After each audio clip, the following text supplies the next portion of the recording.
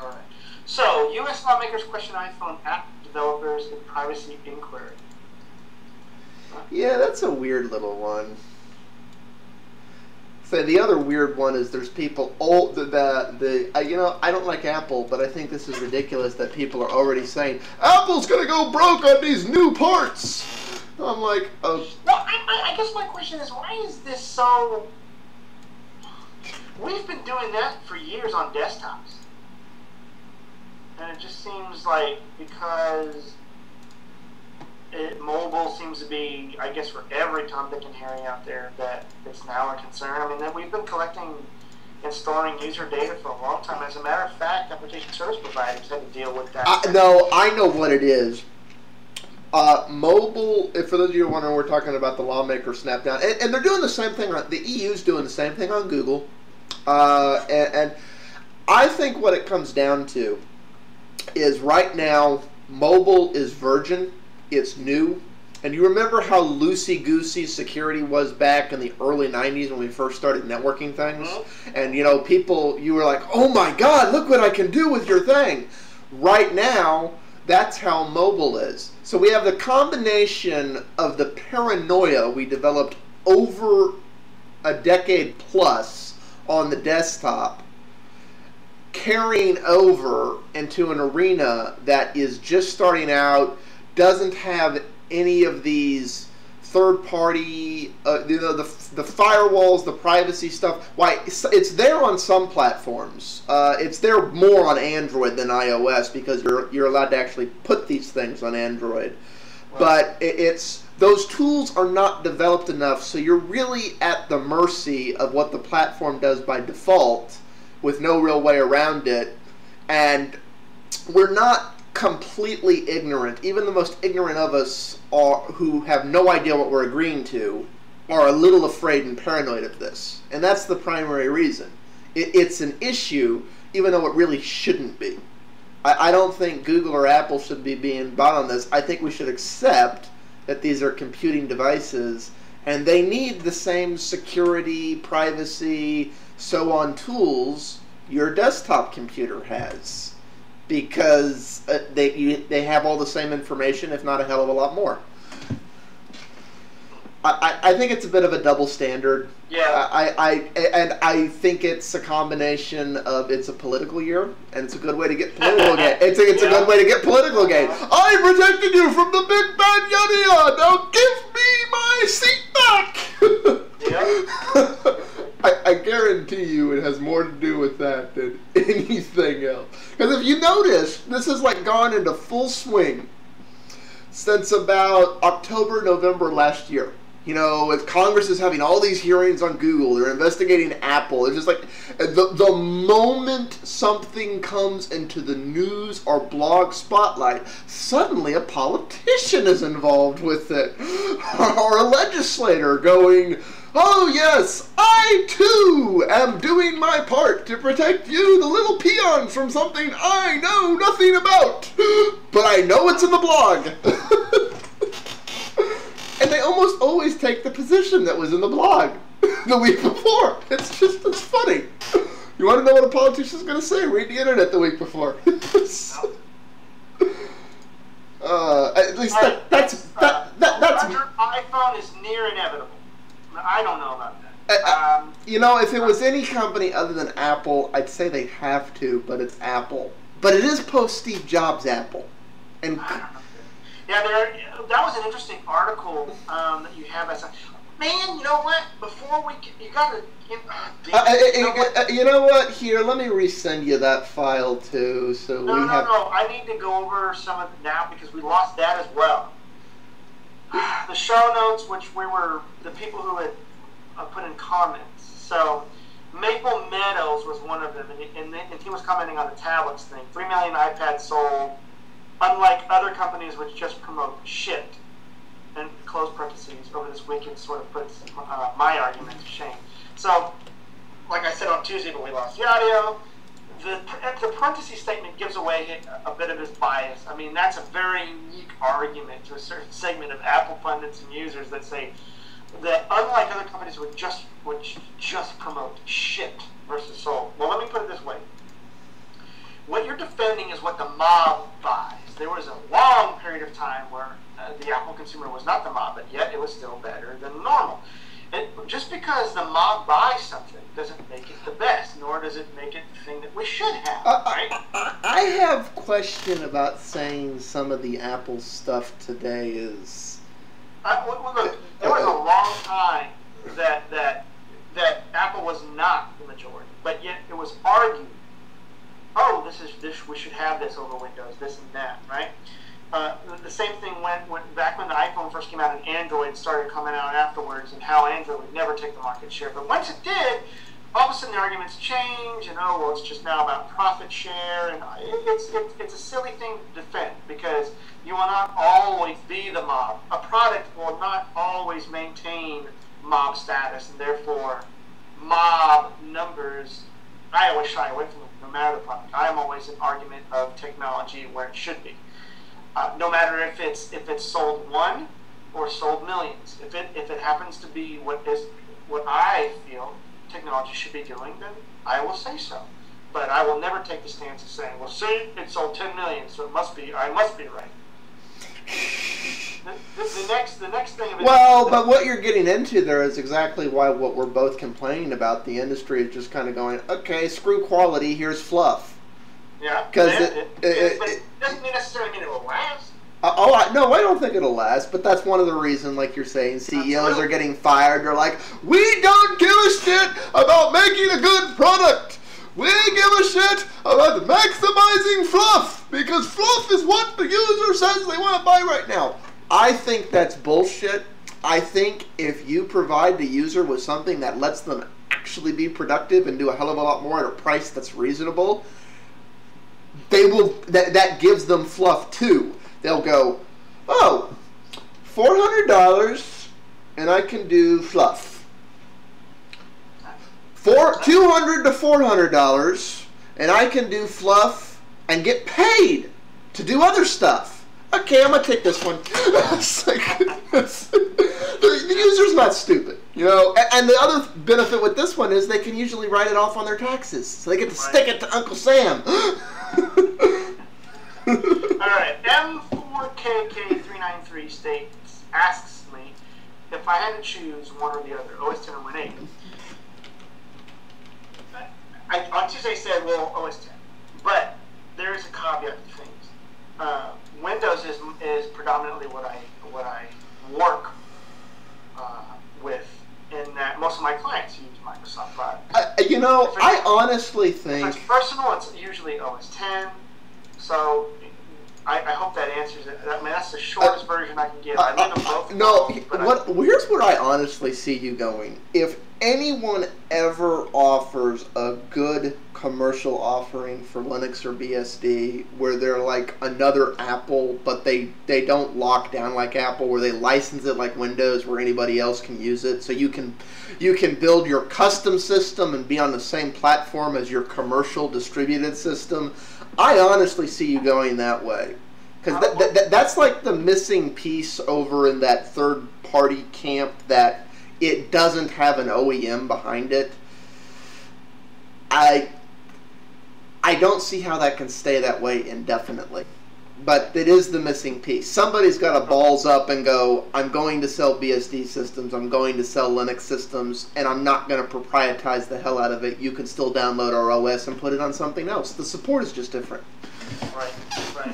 Well, now, and here's another one. Jonathan Israel 708 asks, what has been talking about? Viewing running tests on my EVO 4G running ice cream sandwiches just like WebOS. Throw the card left or right to kill it. It's just the opposite, Jonathan Israel 708. I wish it was like that. Now, Duarte, who did design the card system in WebOS, is helping Android with ice cream sandwich. However, ice cream sandwich's vertical list is like a browser history, similar to what iOS does with dynamic memory management. So, while in some cases if you swipe it, it may kill the task, it does not happen all the time. However, WebOS on its card system is true to killing the task.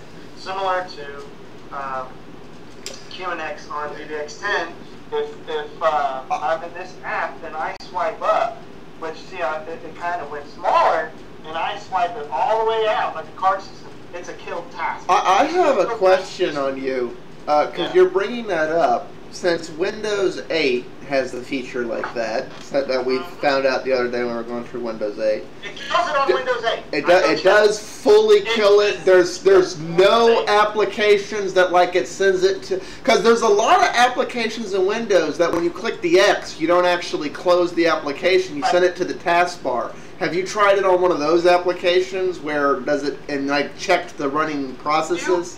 Well, wait a minute. You can't swipe a desktop running app, but you can, do that swipe effect with your mouse with the Metro app, then it will kill it. Well, I know, but what I mean is there's plenty of applications in Windows that when you click the X, you don't kill it. It winds up... There are some, like Skype. Yeah, and I'm wondering, I mean, there's not a Metro version of Skype, but it'll be interesting to see when they're finally... When there finally is a Metro version of Skype, will some of them like wind up running in the background when you do that because of how they behave? Right. And here's a huge difference. I'm just kind of bringing up some crap to kind of show, hopefully, on camera a little bit of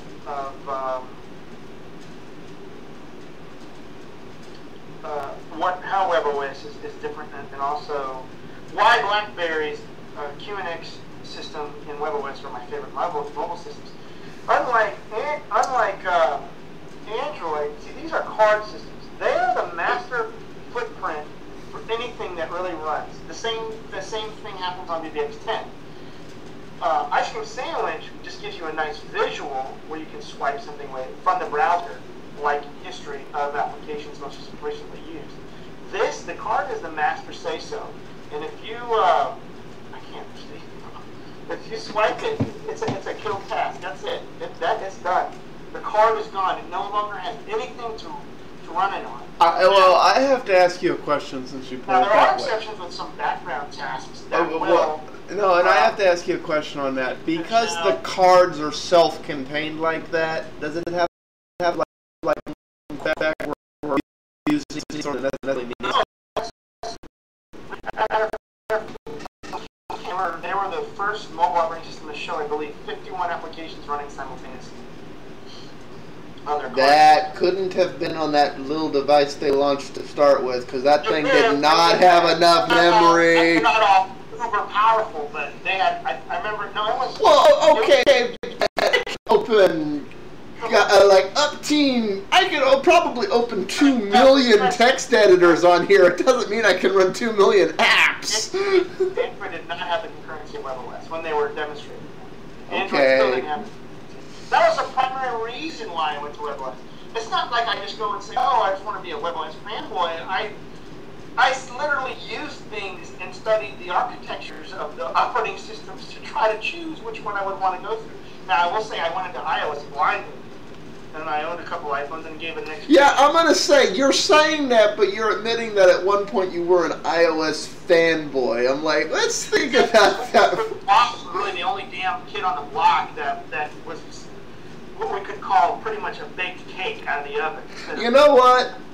Maybe it's because I have an anti-Apple eye, but that was the thing. When everybody was talking about the iPhone, the news was talking, everybody's like, iPhone is the future, iPhone. And I went down to the store, and I played with it, and I was like, I was having to take a step back and take a second to figure out where certain things were, and so on, and then I was running into the limitation of, it's like, well, wait a minute, this doesn't have a marketplace, so I'm limited by this, and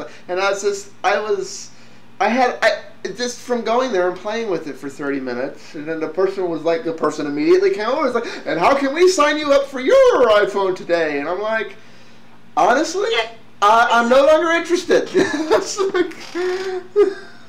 WebOS, visually, like, here's Pandora. I don't have a Pandora account, but this is Pandora running on WebOS. Okay, I have to ask you, why don't you have a Pandora account? I don't know, because I just don't. I have other ways of listening to music, I suppose. But anyway, the Pandora runs in a card, right? Now, on iOS, for sure, I know it's like this background thing. You push the stupid home button, you can eventually see it. And it can continue to play. It will continue to play in WebOS. I think on iOS. That's the card. I think it is Pandora's. That's it. It cannot. It's not running outside of the card. And but what you're describing right there, the whole card style, is one of the things I didn't like about WebOS. I didn't like that there's always this card there I have to mess with. One of the things. I actually would like it though, because I think it's actually closer to maybe a KDE environment, like where we have Windows, for instance. Windows originally. Yes, but the advantage, I will explain that statement. The advantage I have in a KDE environment that I don't have at this time in the WebOS environment, it'll be interesting to see if it comes, is that I can minimize stuff and have it where I don't have to be looking. So if I'm running, like you say, 51 things at once, I can have... Zoom out. On WebOS, you because it's not a desktop, right. If you have a card running, and you want it to go, and let's say you have just a crap load of cards,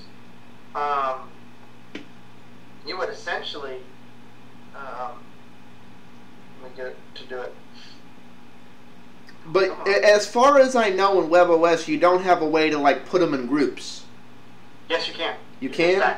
Okay, because that was the feature that I was not finding when I looked at WebOS. I'm like, no, okay, this sounds great, but I'm going to have the same problem I have with the Windows taskbar, or you had in OS X before they separated it out into, well, you were running by individual spaces. I'm like, 'cause once you get to multitasking, you need a way to subsort your multitasking.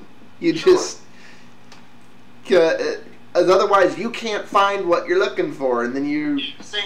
And it's a shifting, and it will zoom out. When you have so many, kind of like what Windows 8 does, and the cards get really small. if you've got a bunch of them. Yeah, so, no, but what you... You're minimizing bar, huh? But you need a way to like group those where you're looking at... You can certainly, you can do stacks in here. Okay, I'll have to take a look at that again then, because that was one of the things I liked about why the task list of running things isn't perfect. The notifications thing does at least let you organize it in a way that is usable. Because I have my notifications in one area and my time. See, they're stacked now. A Twitter account. What did I fire up? Twitter and text messages are now stacked. That's a stack. Now what I can do is launch stacks. And can you make that stack as big as you want? Yeah, it'll keep doing like a deck of cards. Okay. Now you see this. Damn, this light is stacked, but now I'm gonna slide it, and there's a. I'm trying to look at the. And there's a separate one, a separate card. Okay, so now I'm gonna stack this one on that stack. And now I have 3 in my stack. Okay, it sounds like they're getting there. I mean, Android needs that feature better developed too. One of the things I've always running cards. Oh well, no, I know, but I'm just talking about navigatability. Not going to be an Android user much longer, right? Honestly, because WebOS seems to be going more open than Google's taking. Well, no, I'm going to take a look. I'm coming due to upgrade. I'm going to take an honest look at the WebOS offerings we get in the next year. Verizon's the only one that still has one left. No. I'm waiting for the open WebOS offerings, because I think in the next 18 months there's going to be a flood of WebOS devices from WebOS going open source. And I'm going to take a look then. That's when I'm going to decide what I'm going to go with next. Palm Pre 3 off of eBay, and AT&T will run it. So will Verizon, and you don't have to be in the car. Yeah, well, no, because Android's got actually in some degrees the same problem. One of the things I have wanted for the longest time in Android is the ability to organize running things by desktop. Because you have the multiple desktops, and in Honeycomb you can look at all the desktops in like a Spaces Expo-like thing. Right. But you can't do the feature of, okay, just show me the stuff I launched from here. Group it that way. And it's a feature I'd like to see them add to Android. I realize that's going to take more RAM. They're going to start putting probably 2 gig minimum in the things to really run that efficiently. But RAM's cheap enough that they can do that. And that really won't increase the cost of the things very much. Right. So, I don't know how many cards you can stack together. I think there is a maximum. But I know you can stack them and keep going. So. Well, you're going to run into the maximum you do in every system, which is you're using a certain amount of memory and system resources to maintain that stack. So, however much you have is how much you have. I mean, that is one of the few flaws in a KDE system. If you want to, you can run way more stuff than you have any godly right running and use like 70% of your memory and swap stuff, just maintaining that with nothing on it. Good luck running anything in that work environment. It's not gonna work well.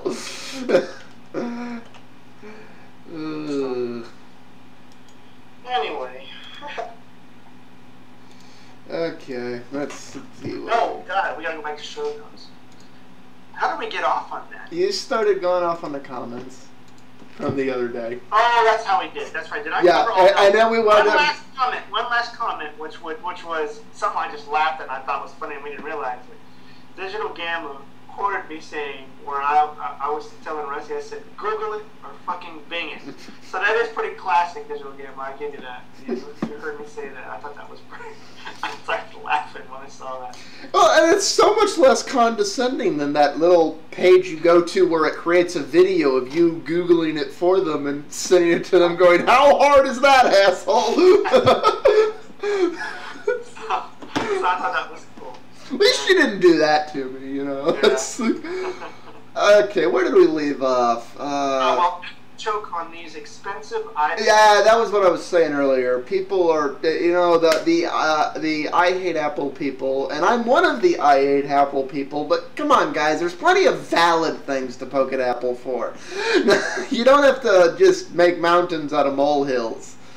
Yeah, what they're getting on there is Apple is increasingly, to try and keep up, putting more and more expensive parts in the iPads and iPhones. Well, I think you hit the nail on the head there. Everybody's forgetting Apple gets this free subsidy. On the phone? Definitely. No. They get the same thing on all the cell phone antenna iPads. Oh, okay. Because the only one they don't get a subsidy on is the Wi-Fi only bare bottom, the barrel one. Which, I mean, people buy that one, but it's... because I would just tether off of it, Yeah. But there's plenty of people buying those 3G and now 4G ones. So, yeah. I think they're going to get plenty of subsidy to offset the extra cost. I wish the subsidy would stop. I wish they were having to compete just like everybody else. Might make them be a little more reasonable in their price. Might make them do some other things. We'd see. Okay. Netflix app brings higher quality images to new iPad. They almost have to because of the resolution. This has to do with what I was talking about the other day. It's the resolution of that thing is a weird, not quite desktop. Looks sharp as hell, doesn't it? Say that again. I said it looks sharp as hell. Though. I'll give them that much. It's really. Yeah, but the problem is, I don't think the device has enough computing power in it. Oh, it's got 4 GPU cores. What? No. Let me say what I'm going to say, though. I don't think it has enough computing power to efficiently, without wasting a crap load of power, be rescaling stuff. I don't know. So, you got the... I mean, it'd be an interesting test to see. I don't even know if the iOS will allow you to do that, like do self-scaling of everything. But... Well, all right. Well, because if you're sending like a 4 what's the difference if you're sending a video that's in like high quality where there's less scaling versus a... It says the 1080i, they're not sending 1080p to it. I'm sure they're sending 720p to it, but it's just, I don't think, the Retina itself display, well, the packets that come in are not necessarily the computing power problem. What the GPU cores are handling in terms of the pixel density that the Retina display is giving you. I think it's got sufficient power, definitely. Apple's the only camp that's using multi GPU cores that I know of. At the moment, yeah. I don't think they're going to be the only camp this year. It can't for long. Well, no. The reason I say that, we know there's a number of Windows 8 slate devices, because Microsoft was talking about some of these devices when they first did their press conference on Windows 8, all those Tegra multi-GPU systems, and they were talking, they weren't out on the market yet, but they were saying, and coming soon, these are going to be multi-core. Microsoft clearly knew about those. It's why they made Windows 8 to support ARM. I guarantee you some of the flagship Windows 8 systems for the October-November launch of Windows 8 are going to be slates, ARM, the current multi-GPU ARM run systems. So Apple had to do this if they wanted to even try, and because it's going to be iOS versus Windows 8. Not iOS versus Android for the holiday season. Next holiday season, WebOS will be in there too. So we'll see how that works out. WebOS I don't think is going to be there in time for this Christmas. At least not with any offering you really want to buy, because it will be just like, oh, we just got it and threw it in something. It won't be a system you want to buy. Do you know on the iOS side if Netflix is still Wi-Fi only or if they allow mobile usage?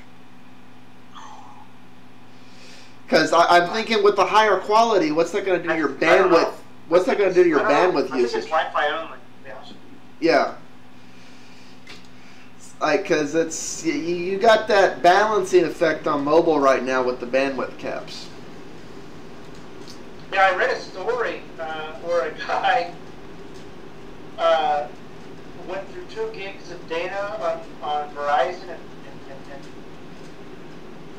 1 day, was it, or something? Oh, you could easily do it in an hour if you had. Yeah, he was just like, oh, I was shocked. I don't know if he streamed it. I don't know. I can't remember. I was just headlined that, and I had to read the article, but it was something to do, and I was like, come on, if you're a guy who's out there just watching an HD video on streaming, forget it. Why? This, look, man, until everything is Wi-Fi and we're voice over IP, this is all nonsensical. That's what I think. Yeah, I don't watch movies for F's sake, unless I'm in Wi-Fi. And if I'm in Wi-Fi, then usually I'm in my house or at work or something. And then I have a desktop to do that already. There are a number of local ISPs trying to do that. A couple of Time Warner locations, a couple of Bright House locations, a couple of Comcast locations. They're trying to add to having your broadband or DSL that they're like, oh, by the way, we also offer a citywide Wi-Fi. It's not everywhere. It's like here and there in the U.S. right? I mean, we can't even get 4G everywhere, so. Yeah, I know. Well, no, but I mean, that's really not everywhere. That's like City A, City B, City C. It's like a handful of cities in the U.S. right? That's what the thing of it is. I don't know how somebody. Okay, let's say you're in your house and you're looking at a tablet. I don't care. Okay, let's say the form factor size of the iPad. Don't check the TV. I mean, what? You're really going to sit there and look at Well, no, that's the thing. Until this is mobile accessible without the ridiculously low bandwidth caps, I agree. What was it? I think it was Texas, actually. Wasn't Texas trying to get free Wi-Fi along the interstate system? I don't know. I don't remember. The project got like killed. This was like back, I want to say, in 99, 2000 or something. It might have been 2003. Yeah, but no, yeah. What I would love to see in the U.S. is Wi-Fi access along the interstate corridor. So, like, if you're in the major cities along the interstate corridor, or you're on the road, instead of having to rely on the cell phone network, you know, you just have to have an internet connection, and your home internet connection extends out to the highway. Is what I would like to see. I don't know, man. I don't know if it was us or what. I mean, if you get too far off the beaten path, okay, you have to go back to the evil cell phones. I mean, it's like, I guess that's why tablets, to me, I will repeat it and keep repeating it and keep repeating it, and everybody else can keep collecting dust or play Angry Birds or whatever, that this is a slave to my phone.